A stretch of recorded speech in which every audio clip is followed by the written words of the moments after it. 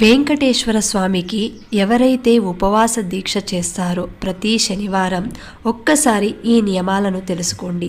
ఎందుకంటే వెంకటేశ్వర స్వామి ఏది కోరినా సరే వరాలిచ్చే వడ్డీ కాసులవాడు. కాబట్టి వ్రతం చేసేవారు శనివారం రోజున తినే ఆహారంలో ఎట్టి పరిస్థితుల్లోనూ నూనె వాడకూడదు. పూర్తిగా నెయ్యితో తయారు చేసిన ఆహార పదార్థాలను మాత్రమే భుజించాలి. మధ్యాహ్నం ఒక్క పూట మాత్రమే భోజనం చేయాలి. రాత్రి ఫలహారం తీసుకోవచ్చు. మద్యం, మాంసం లాంటివి తీసుకోకూడదు. బ్రహ్మచార్యం పాటించాలి.